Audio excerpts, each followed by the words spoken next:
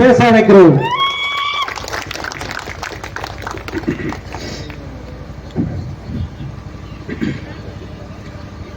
ஒரு நாட்டிலே மன்னன் ஒருவன் இருந்தான். அந்த மன்னனுக்கு ஒரு சந்தேகம் வந்தது. தன்னுடைய மந்திரி சபையில் இருக்கக்கூடிய மந்திரிகளில் யார் அறிவார்ந்த மந்திரி என்பதை சோதிக்க விரும்பினான் அந்த மன்னன். உடனடியாக தன்னுடைய மந்திரிகளை எல்லாம் அழைத்து பூட்டப்பட்ட ஒரு கதவை காட்டி, இந்த கதவை திறப்பதற்கு நான் 3 நாட்கள் அவகாசம் பெறுகிறேன். 3 நாட்களில் இந்த பூட்டை திறப்பவர் எவரோ, எந்த மந்திரியோ அவர்தான் அறிவார்ந்த மந்திரி, தலை சிறந்த மந்திரி என்று அறிவிப்பு செய்கிறான் அந்த மன்னன். அங்கிருந்த மந்திரிகள் எல்லாம் போட்டி போட்டுக்கொண்டு கதவை திறப்பதற்கு முயற்சி செய்தார்கள். ஒன்றுக்குமே ஆகாத OS மணியன் போன்ற ஒரு மந்திரியும் வந்தார். 3 நாட்களாக முக்கி முழங்கி பார்த்தார், பூட்டை திறக்கவில்லை, அசைக்க கூட அவரால் முடியவில்லை. வெட்டி வந்தா காட்டுகின்ற வேதரத்னம் போன்ற ஒரு மந்திரியும் வந்தார். அவரும் 3 நாட்களாக தட்டி தட்டி பார்த்தார், பூட்டை திறக்கவே முடியவில்லை. இறுதியாக இடும்பாவனம் கார்த்தி போன்ற ஒரு எளிய பிள்ளை, ஒரு இளைஞன் வந்தான். வந்த வேகத்தில் ஒரே தட்டு தட்டினால் பூட்டு திறந்து விட்டது. OS மணியனுக்கு ஒரே வியப்பு, வேதரத்தினத்திற்கு வியப்பிலும் வியப்பு. அவர்கள் கேட்கிறார்கள், தம்பி இடும்பாவனம் கார்த்தி, நாங்கள் 3 நாட்களாக இந்த பூட்டை திறக்க முயற்சி செய்தோம், எங்களால் முடியவில்லை. நீ வந்து 3 வினாடிகளில் திறந்து விட்டாயே, எப்படி திறந்தாய் என்று கேட்கிறார்கள். அதற்கு இடும்பாவனம் கார்த்தி சொல்கிறார், அட மந்திரி மந்திரிகளே, பூட்டப்படாத பூட்டை திறப்பதற்கு 3 நாட்கள் சாவிதேறி அலைந்த நீங்கள் ஒரே ஒரு முறை பூட்டை பார்த்திருந்தால் அன்றே திறந்திருக்கலாம் இல்லையா என்று சொன்னால், அந்த வகையில் கதையில் வருவது போல பூட்டை திறந்த இடும்பாவனம் கார்த்தி இன்னும் 8 மாதத்தில் வேதாரண்யம் சட்டமன்ற தொகுதி சார்பாக கோட்டையை திறக்கப் போகிறார். அதை பேரறிவிப்பு செய்வதற்குத்தான் இந்த கூட்டம். அந்த வகையில் நானிலம் சிறக்க நாம் தமிழர் ஆட்சி என்று நல்லதொரு தலைப்பை வைத்து எழுச்சியும் புரட்சியுமாக எப்போதும் போல இந்த கூட்டத்தை நடத்தி கொண்டிருக்கின்ற நாகைமன் பெற்றெடுத்த மற்றும் ஒரு சீமான் மரியாதைக்குரிய அண்ணன் ராஜேந்திரன் அவர்களே, இன்னும் பெயர் சொல்வது என்று சொன்னால் இங்கு அமர்ந்திருக்கின்ற அத்தனை சொந்தங்களுமே பேருக்கு தகுதியானவர்கள் தான்.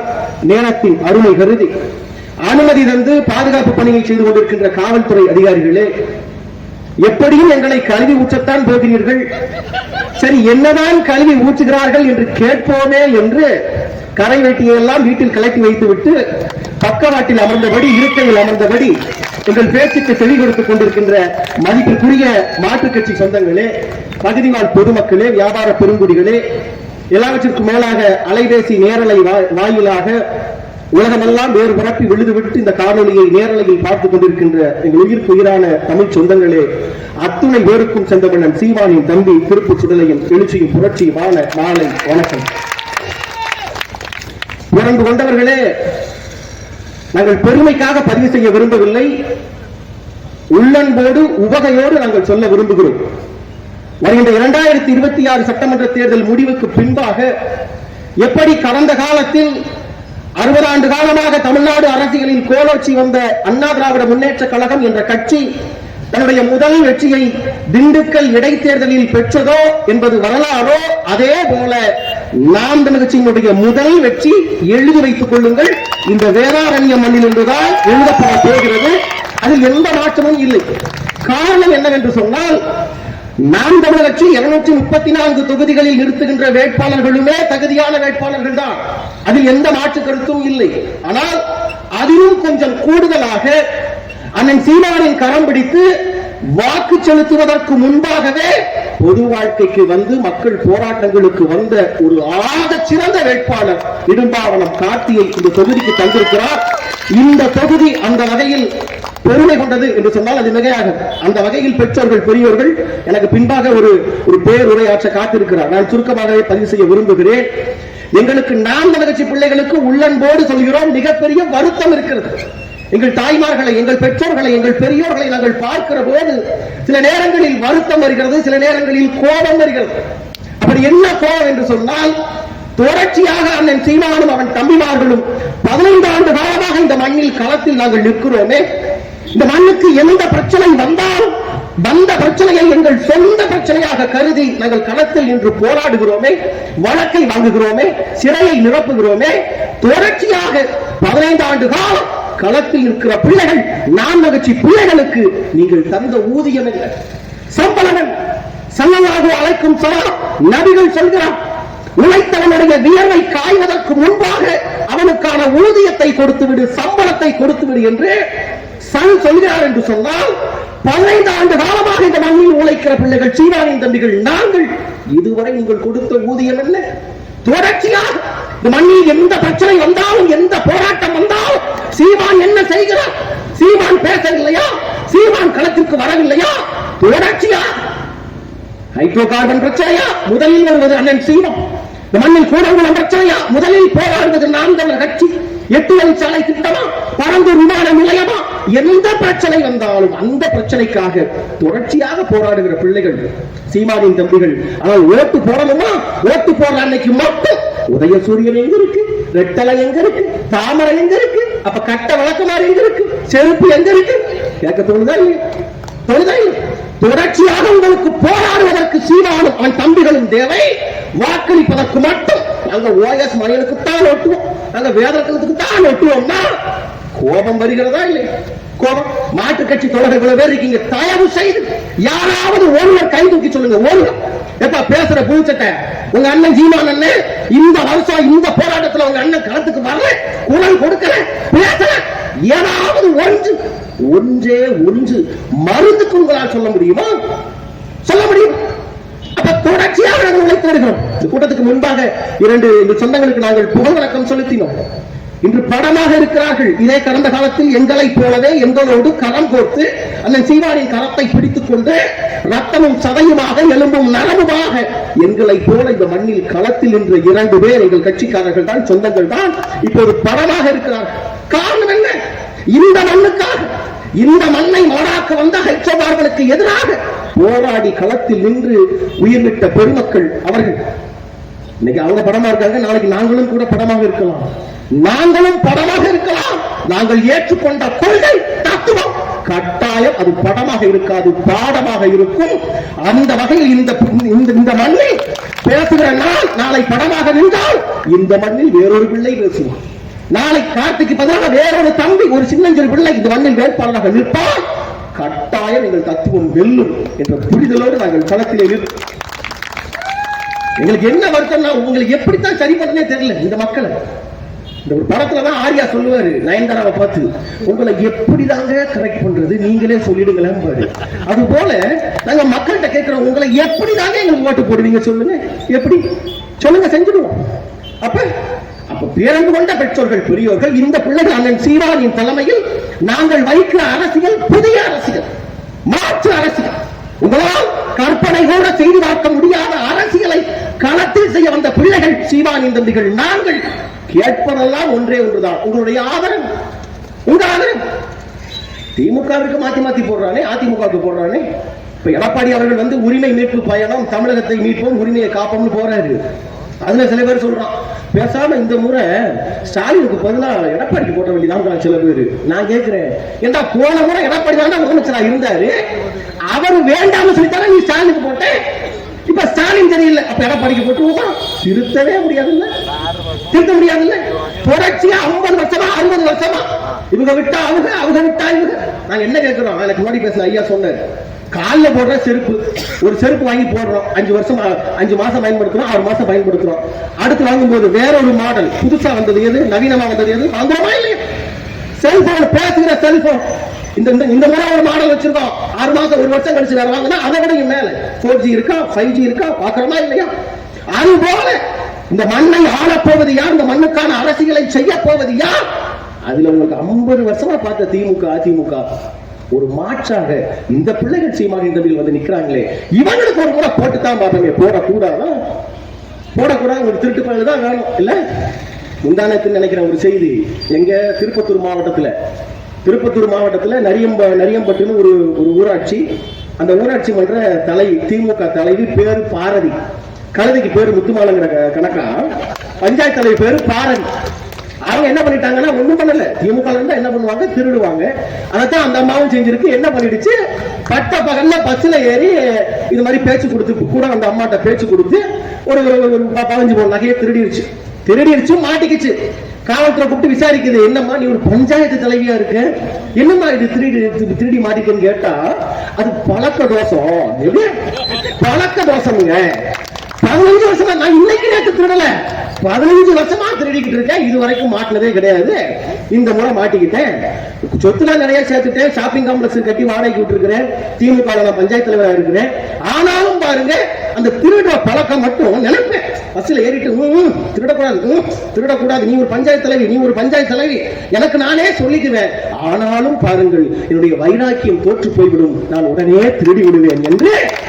நீங்க நல்லா கவனிச்சு பாத்தீங்கன்னா, இது திமுகவினுடைய அத்தனை பேருடைய ஒப்புதல் வாக்கு மூலம் மாதிரியே. என்ன நினைட்டாங்க, பொசுக்குன்னு திமுக வந்து அந்த அம்மா கட்சி விட்டு நீக்கி விட்டாங்க.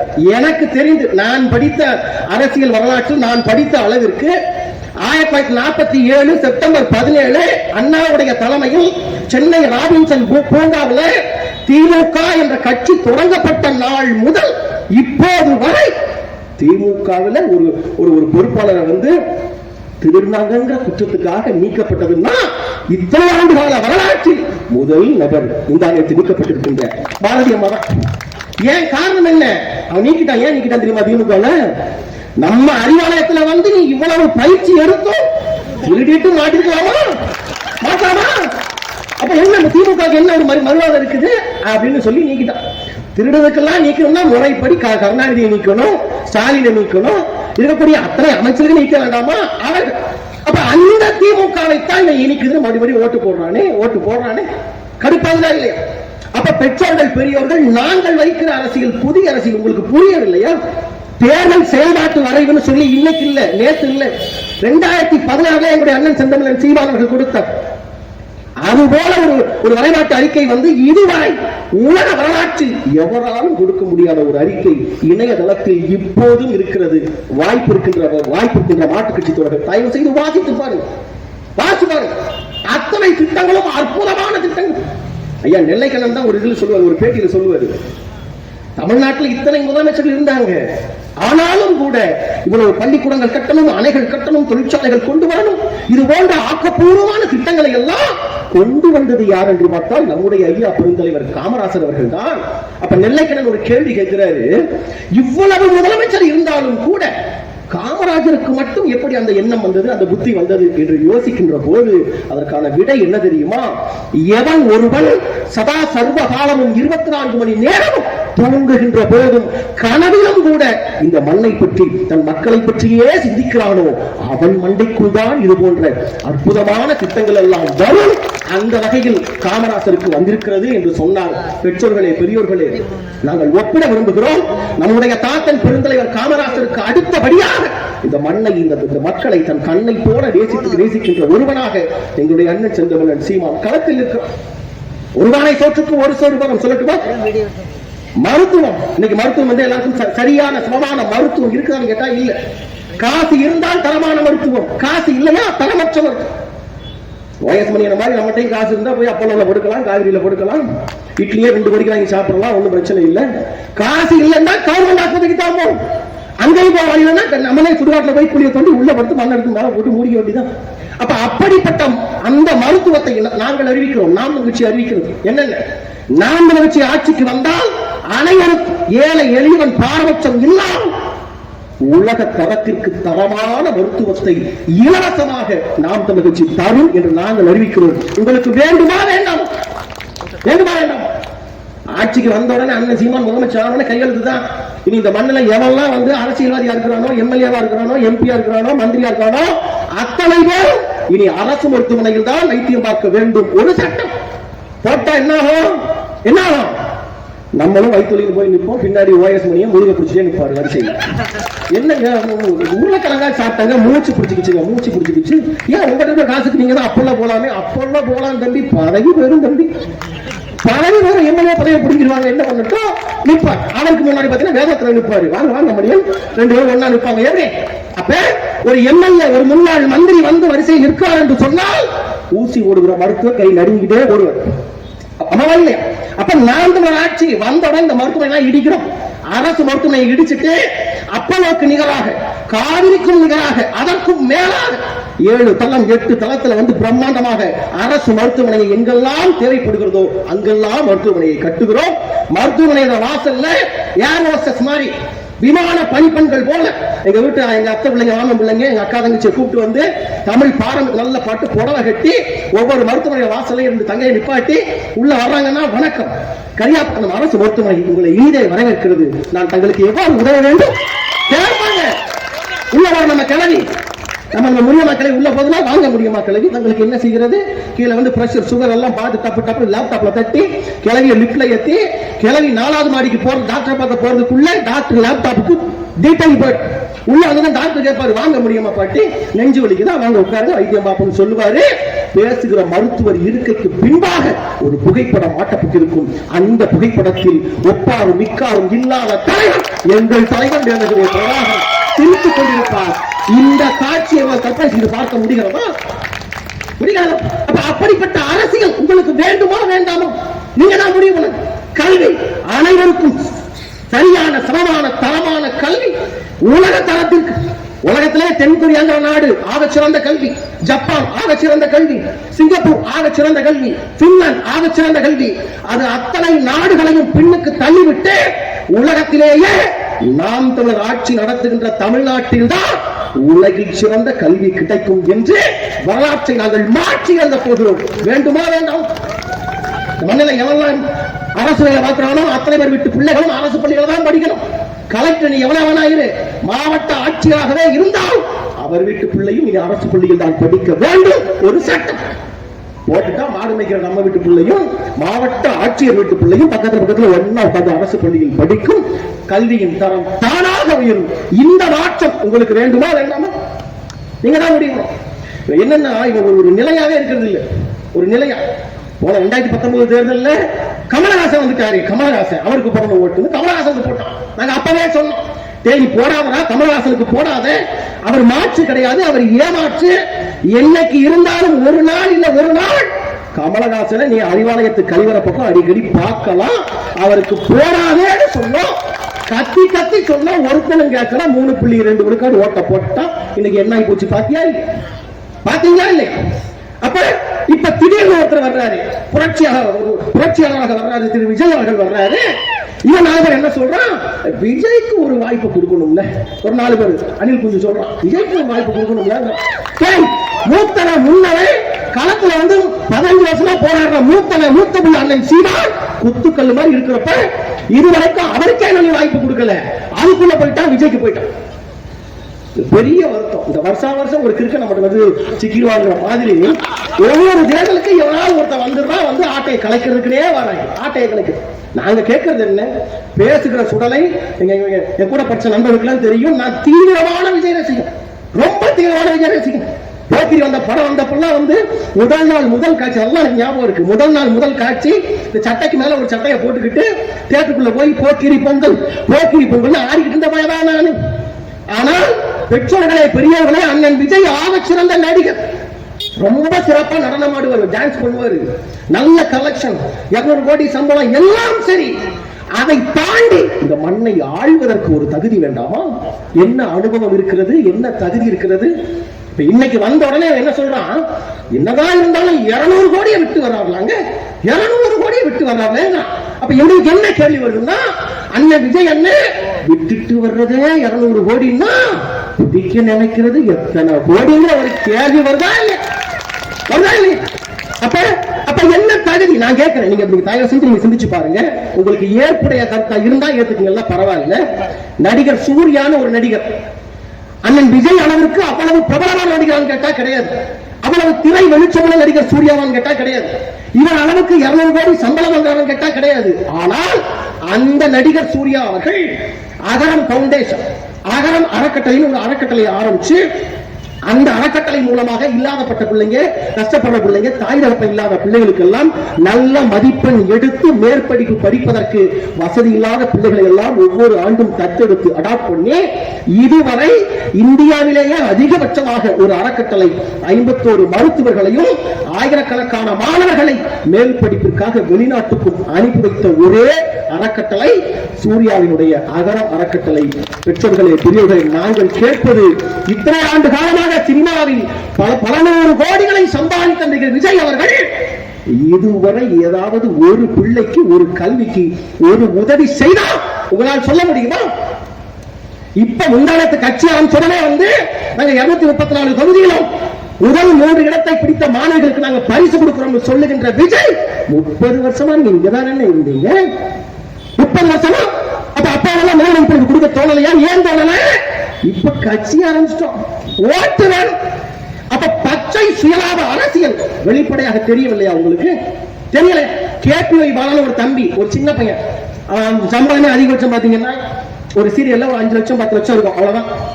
அந்த தம்பி கேபிஒய் பாலா அவன் வாங்குற சொற்ப பணத்துல திரைத்துறையில வாய்ப்பு கிடைக்காம இருக்கக்கூடிய சின்ன சின்ன நடிகர்கள், நலிவுற்ற கலைஞர்கள், தாய் தகப்பன் இல்லாத பிள்ளைகள், மாற்றுத்திறனாளிகள், தையல் மிஷின் வாங்கி கொடுப்பது, ஆட்டோ வாங்கி கொடுப்பது, ஆம்புலன்ஸ் வாங்கி கொடுப்பது, வீடு கட்டி கொடுப்பது என்று கேபிஒய் பாலாங்கிற ஒரு சிறு பிள்ளை, நேற்று வந்த சின்னஞ்சிறு பிள்ளை இத்தனை உதவி செய்கிறாரே நடிகர் விஜய் அவர்களே, உங்களை இவ்வளவு தூரம் திரை வெளிச்சத்தை கொண்டு வந்து இத்தனை கோடிகளுக்கு அதிபதி ஆக்கிய இந்த தமிழ் மண்ணுக்கு குறைந்தபட்சம் உங்கள் சினிமாவில் இருக்கக்கூடிய சக கலைஞர்களுக்கு ₹1 உதவி செய்ததாக விஜய் நீங்கள் சொல்ல முடியுமா?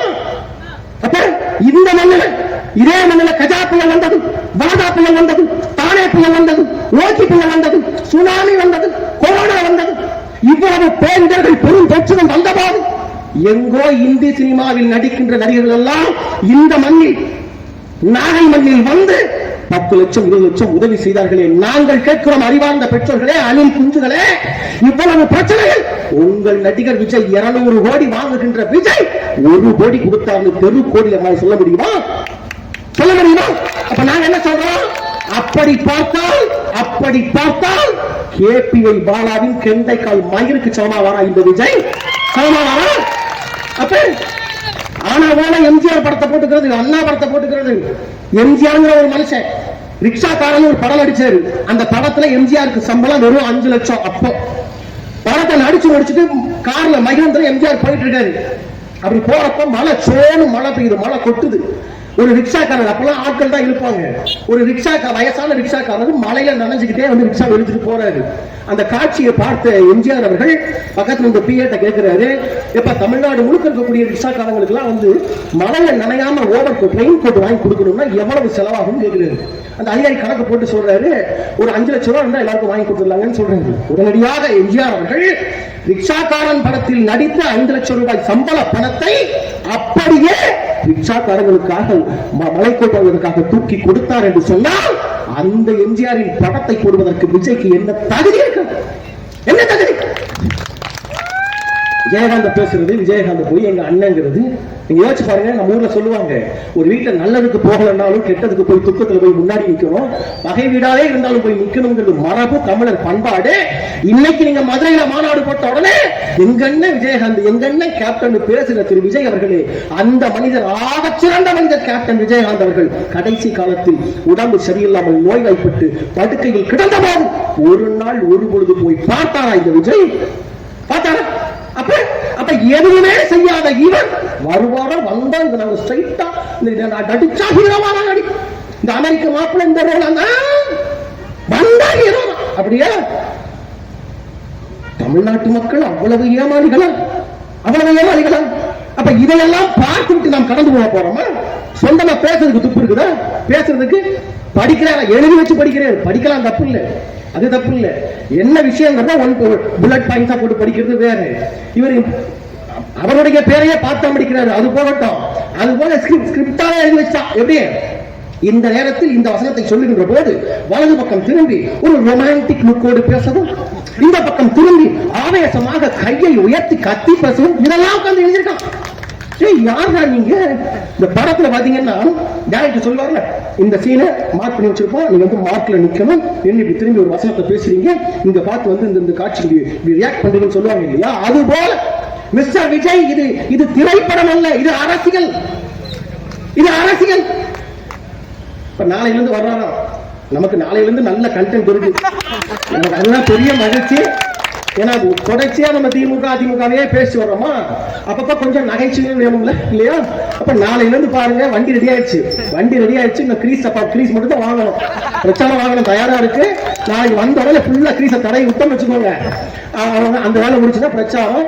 பேசுறதுக்கு அனுமதி கேட்டதே விஜய் 10 நிமிஷம் தான், ஒரு 10 நிமிஷம் கொடுங்க, அதுக்கு மேல பேச என்கிட்ட கண்டென்ட் இல்ல, 10 நிமிஷம் அதையும் பார்த்து தான் பேச போறேன், அதனால கொடுத்துருங்கன்னு கேட்டாரு. அரசா பார்த்து நீ ஒரு கூட 10 நிமிஷம் வச்சுக்கப்பா, பேசுகிட்ட நாளைக்கு பேசும்போது தானே தெரியும். அப்ப பெற்றோர்கள் பெரியோர்கள் இவர்களை எல்லாம் ஒரு புரட்சியாளர்களாக, ஒரு புதிய அரசியலாக பார்ப்பது முதலில் தவறு. களத்துக்கு வரட்டும். நாங்கள் சொல்றோம்ல, மார்கட்டி சொல்றோம், நாம் கட்சி பிள்ளைகள் நாங்கள் சொல்றோம்ல, இந்த போராட்டத்தில் நாங்கள் களத்தில் நின்றோம், பேசுகிற என் மீது 23 வழக்கு, அத்தனையும் இந்த மண்ணுக்காக, இந்த மக்களுக்காக அண்ணன் சீமானின் கரம் பிடித்து இந்த மக்களுக்காக போராடியதற்காக வாங்கிய வழக்கு 23 வழக்கு. எனக்கு பின்னாடி பேச போற எங்கால் இடுமான காட்சி, அவர் என்னையவையே பார்த்தவருங்க, குண்டாச பார்த்தவர், அவர் வெயிட் தெரியவர். அதனால வந்து அப்படிப்பட்ட பிள்ளைகள் நாங்கள் இந்த மண்ணில் நிற்கிறோம், இதோ வேட்பாளராக நாங்கள் நிறுத்தி இருக்கிறோம், எங்களுக்கு வாக்கு தாருங்கள், எங்கள் சொந்தங்களை பார்த்து கேட்பதற்கு முகாந்திரம் இருக்கிறது, தகுதி இருக்கிறது. உங்களுக்கு என்ன தகுதி இருக்குது? என்ன தகுதி? அசினோடு இடுப்பை பிடித்து ஆடியதே தகுதியாக போய்விட முடியுமா? திரிசாவோடு மாம்பழம் என்று ஆடியதே தகுதியாய் போய்விட முடியுமா? சொந்தமா பேச துப்பு இருக்குதா? எங்க அண்ணன் பேசுறத வச்சுதான் எல்லாரும் பேசுறாங்க, அது வேற விஷயம்.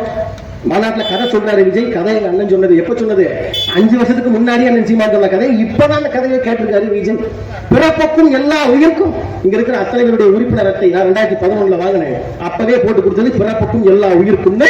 தமிழ்நாட்டு அரசியல் வரலாற்றிலேயே அடையாள அட்டையில் இந்த வாசகத்தை தாரக மந்திரமாக போட்ட முதல் கட்சி நாம் தமிழர். அதையும் தூக்கி போட்டீங்க, சரி போகட்டும், அதையும் போட்டாரு. இப்ப அதை தாண்டி அண்ணன் பேசுறதான் பேசி காப்பி அடிச்சு பேசுறாங்கன்னு பார்த்தா, சின்ன பையன்கள் நாங்க பேசுறதெல்லாம் எடுத்து காப்பி அடிச்சு பேசுறாங்க. பாத்திருப்பீங்க, ஒரு சின்ன பிள்ளை பேசுறது பாத்தீங்களா இல்லையா? அதை கூட ஒழுங்கா சொல்ல முடியும். நம்ம என்ன சொன்னோம்னா, சென்னைக்கு பக்கத்துல செஞ்சின்னு ஒரு இடம், அந்த செஞ்சியில ஒரு பஸ் ஸ்டாண்டு கட்டுறாங்க. அந்த பஸ் ஸ்டாண்டுக்கு யாருடைய பேர் அப்படின்னா, ஸ்டாலின் அவருடைய பாட்டி கருணாநிதியை பெற்றெடுத்த அஞ்சுகம் அம்மாள் அவங்களுடைய பேரை வந்து பஸ் ஸ்டாண்டுக்கு வைக்கிறாங்க.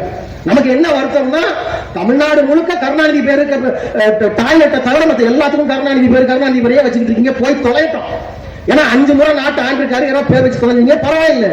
ஆனால் கருணாநிதியோட அம்மா அஞ்சுகம் அம்மா பேரை வைக்கிறீங்க. நீ கருணாநிதிங்கிற ஒரு சோதனையை பெற்றதை தவிர அஞ்சுகம் அம்மா செஞ்ச சாதனை ஒண்ணு. எதுக்கு பேரு கேட்டா, ஸ்டாலின் எங்க பாட்டி பேரத்தான் நான் வைப்பேன். பஸ் ஸ்டாண்டுக்கு என்ன பேரு? அஞ்சுகம் அம்மா பஸ் ஸ்டாண்ட். இந்த விட்டாங்க தனிச்சா வைப்பாங்க, தயாளு அம்மாள் தனியார் பேருந்து நிலையம், ராசாத்தி அம்மாள் ரகசியமான பேருந்து வைப்பாங்க. அந்த வரிசையில இப்ப நாங்க என்ன சொல்ல விரும்புறோம் அப்படின்னா, ஒருவேளை நாளை உதயநிதி ஸ்டாலின் முதலமைச்சராக வந்தால், வர போறதில்லை, சீமானின் தம்பிகள் வர விட போறதும் இல்லை. ஒருவேளை வந்தால் உதயநிதி ஸ்டாலினும் தன் அப்பா ஸ்டாலினை போலவே அவருடைய பாட்டி பேரை பஸ் ஸ்டாண்டுக்கு வைக்கணும்னு முடிவு பண்ணா, எந்த பாட்டி பேரை வைக்கிறது, எத்தனை பாட்டி பேரை வைக்கிறது? அப்ப இதை அப்படியே எடுத்து பேசிருக்காங்க. நாங்க கூட பதிவு செய்தோம், சட்டி இருந்தா தானே அகப்பையில வர்றதுக்கு இல்லையா? அப்ப விஜய் எதையாவது பேசினாருன்னா அவரை பார்த்து அந்த கட்சி பிள்ளைங்க பேசும். அவரே பேசுறது இல்லை. ஆர்ப்பாட்டம்னு போட்டா 15 நிமிஷம் தான் ஆர்ப்பாட்டத்தை முடிச்சிடுறது. மாநாடுன்னு போட்டா சாயந்தரம் லைட் 50 லைட் கட்டுறாங்க மாநாட்டுக்கு. கடைசி பார்த்தா சூரியன் பளிச்சுன்னு அடிச்சுட்டு இருக்கும் போதே கொடுத்த மாநாட்டம் முடிச்சிட்டாங்க. தீர்மானம் கூட வாசிக்க முடிச்சிட்டாங்க. எதுக்குலாம் 50 லைட்டு? அதுக்கு செலவே 2 கோடிக்கு மேல இருக்கும். அவ்வளவு. அப்ப நான் நாளைக்கு நடத்த போறது 5 நிமிஷம் தான், அப்படியே ரோடு ஷோ மாதிரி வந்துட்டு போறாங்க. இவர்களை எல்லாம் பெற்றோர்கள் பிரிவுகள் தயவு செய்து நீங்கள் புரிந்து கொள்ள வேண்டும். தயவு செய்து இந்த மண்ணில் நாங்கள் நிப்பாட்டுக்கு வேட்பாளர் நாங்கள் உறுதியா சொல்றோம். அதிமுக திமுக சார்பாக இதற்கு மேல யாரை நிறுத்தினாலும் சரி, நாங்கள் இப்போதே சவால் விட்டு சொல்கிறோம். எங்களுடைய வேதாரண்யம் வெற்றி வேட்பாளர் இடும்பாவனம் கார்த்திக்கை விட ஒரு ஆக சிறந்த பிள்ளையை நீங்கள் அடையாளம் காட்டிவிட்டால் 1 கோடி ரூபாய் பரிசாக தருவதற்கு நாங்கள் தயாராக இருக்கோம். கடந்த காலத்துல சமீபத்தில் ஒரு முன்னாடி எரிமான காட்டியும் நானும் பல இடங்களுக்கு வந்து இது போல கூட்டங்களுக்கு ஒன்னா பேசுறதுக்காக கன்னியாகுமரி வரைக்கும் கூட பயணம் செஞ்சிருக்கிறோம். ஒரே ரயில்ல ஒரே பேருந்துல பயணம் செஞ்சிருக்கிறோம். பல விடயங்களில் பல இடங்களில் தனிப்பட்ட முறையில் நான் பதிவு செய்ய விரும்புகிறேன். மேடையில் பேசுவதை போலவே தரையிலும் வாழ்கின்ற ஒருவன் எங்களுடைய அன்பு சகோதரர் இருமாவடம் காட்சி. பபுல்காம் பாத்தீங்களா, பபுல்காம் சுவிங்கம் ஒரு வாயில கொடுத்து அதை கொஞ்சம் கொடுத்தோம்னா வேணான்ட்டாரு. ஏன் சுவிங்கம் சாப்பிட மாட்டீங்களா அப்படின்னு கேட்டா ஆமா அப்படின்னாரு.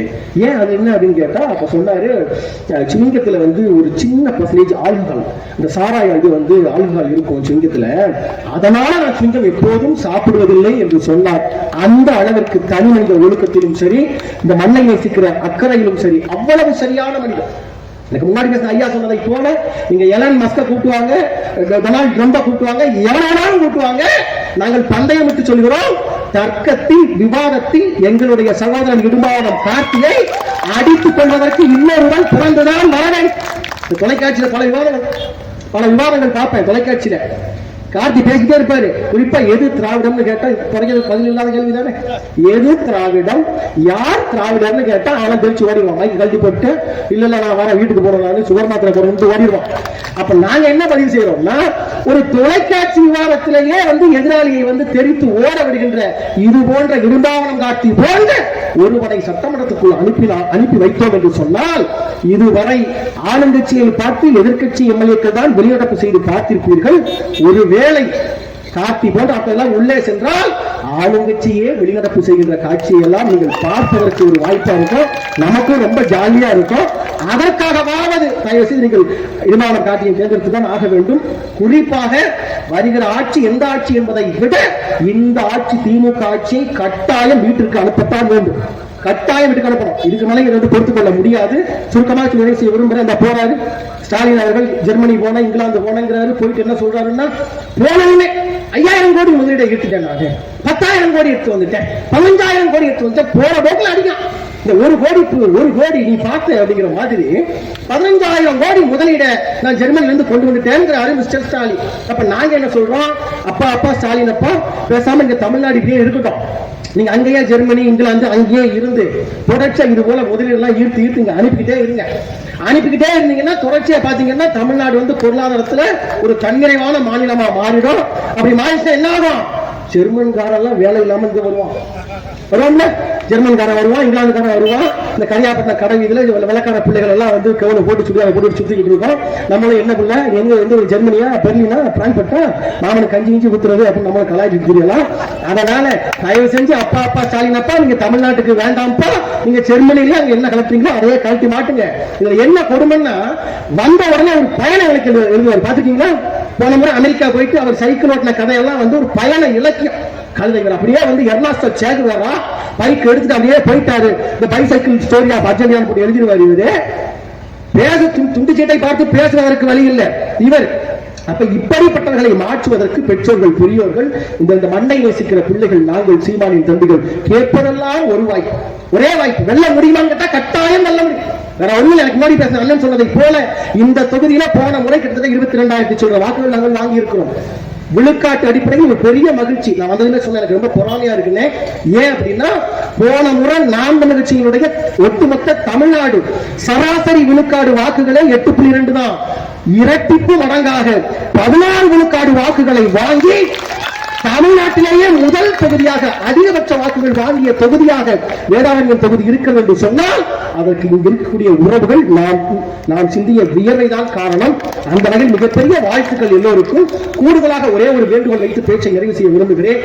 கடந்த தேர்தலில் நீங்கள் நாம் தமிழர் கட்சிக்கு வாக்களித்தீர்களா? ஆம் என்றால் உங்களுக்கு மிகப்பெரிய நன்றி. இந்த முறை நாங்கள் கூடுதலாக ஒரு கோரிக்கை வைக்க விரும்புகிறோம். நீங்க வேற எதுவுமே செய்ய வேண்டாம். போன முறை எங்களுக்கு தானே ஓட்டு போட்டீங்க. இந்த முறை நீங்க வாக்குச்சாவடிக்கு ஓட்டு போறப்ப உங்க கூட 2 பேர், அது யாரா வேணா இருக்கட்டும், உங்க அண்ணன் தம்பியா இருக்கட்டும், அக்கா தங்கச்சியா இருக்கட்டும், கூட வேலை பார்த்தவங்களா இருக்கட்டும், கணவனா இருக்கட்டும், மாமனார் மாமியாரா இருக்கட்டும், பிள்ளைகளா இருக்கட்டும், யாரோ 2 பேர் முன்னாடி ஒருத்தரை விட்டு பின்னாடி ஒருத்தரை விட்டு கேட்டுக்குள்ளவான்னு கூப்பிட்டு, தம்பி அக்கா மாமா மச்சான் நீங்க நாம் தமிழர் கட்சிக்காக ஓட்டு போடுறீங்களோ இல்லையோ, அண்ணன் சீமாவுடைய கொள்கைக்காக ஓட்டு போடுறீங்களோ இல்லையோ, இப்படி ஆக சிறந்த அழகான வேட்பாளர் கார்த்திக்காக ஓட்டு போடுறீங்களோ இல்லையோ, உன் கூடையே குடும்பம் நடத்துறது கேளுங்க. உங்க வீட்டுக்கார திமுக இருந்தாருன்னா கேளுங்க. அட எடுபட்ட மனுஷா, அட வெக்கம் கட்ட மனுஷா, உன் கூட இத்தனை வருஷம் குடும்பம் குடும்பம் நடத்தி என்ன சுகத்தை கண்டேன், ஒழுங்கு மரியாதையா ஓடிட்டு வந்து நான் வச்சுக்கு ஓட்ட போடு, இல்ல ரசத்துல விஷத்தை கலந்து புருஷனை மிரட்டுங்க. மிரட்டியாவது எப்படியா காதலிக்கிறீங்களா உங்க காதலி கிட்ட சொல்லுங்க, உங்க காதலன் கிட்ட சொல்லுங்க. எப்போ கல்யாணம் வரைக்கும் போகணுமா இல்ல இப்படியே நம்ம கலந்துக்கலாமா அப்படிங்கிறது இந்த தேர்தலில் நீ யாருக்கு ஓட்டு போறங்கிறத பொறுத்துதான் இருக்கு. இடும்பாவனம் கார்த்திக்கு விவசாய சின்னத்துல ஓட்டு போட்டா லவ் கண்டினியூ, இல்லன்னா பிரேக்கப் சொல்லி மிரட்டியாவது கூட்டு போங்க. 2 பேரை கூட்டு போங்களா? முடியாதா? உங்களால முடியாதா? முடியாது. ஒரு 2 பேரை கையில பிடிச்சிட்டு வா கேட்டுக்குள்ள கூட்டு போய் ஓட்டு போடுற அன்னைக்கு முன்னாடி விட்டு சத்தியம் வாங்கி ஒழுங்கா போக பாரு. எங்கள் சின்னமே எங்கள் அண்ணன் சீமானே எங்கள் சின்னமாக வரைந்து கிடைத்திருக்கிறார். அந்த விவசாய சின்னத்துக்கு இடும்பாவனம் கார்த்திக்கு வருகிற தேர்தலில் உங்கள் ஒவ்வொருவரால் 2 வாக்குகளை பெற்றுத்தர முடிந்தது என்று சொன்னால் குறைந்தபட்சம் 15,000 வாக்குகள் வித்தியாசத்தில் நம்முடைய சகோதரன் இடும்பாவனம் கார்த்தி சட்டமன்றத்துக்குள் செல்வார். அது கட்டாயம் தேவை. கூடுதலாக நான் ராஜேந்திரன் உட்பட அத்தனை நிர்வாகிகளுக்கு மிகப்பெரிய வாழ்த்துக்களை சொல்லிக்கொண்டு இந்த தேர்தல் நெருக்கம் வரட்டும். வரும்போது தமிழ்நாடு முழுக்க இருக்கின்ற ஒட்டுமொத்த இளைஞர் பாசறை நிர்வாகிகளும் அத்தனை பேரும் அணிதிரண்டு அண்ணன் ஒரு 10 மண்டபம் வேணும், கல்யாண மண்டபம் 10 மண்டபம் வேணும், கறி சாப்பாடு போட்டு 10 மண்டபத்தை எடுத்து தமிழ்நாடு முழுவதும் எங்கள் இளைஞர் பாசறை நிர்வாகிகள் அணியாக திரண்டு வந்து வேதாரண்யம் தொகுதி நட்சத்திர தொகுதியாக, நட்சத்திர வேட்பாளர் இருக்கிற தொகுதியாக இளைஞர் பாசறையின் எழுச்சி நாயகன் அமைய இருக்கின்ற நாம் தமிழர் ஆட்சியில் 2026 வெற்றிக்கு பின்பாக இளைஞர் நலன் மற்றும் விளையாட்டு மேம்பாட்டுத்துறை அமைச்சராக பொறுப்பேற்றிருக்கின்ற அன்பு சகோதரன் இடும்பாவனம் கார்த்தியின் வெற்றியை நாம் உறுதி செய்வோம். அடுத்த கூட்டத்தில் இன்னும் அதிகமாக பேசுவோம். நன்றி, வணக்கம். நான் தமிழ். இறுதியாக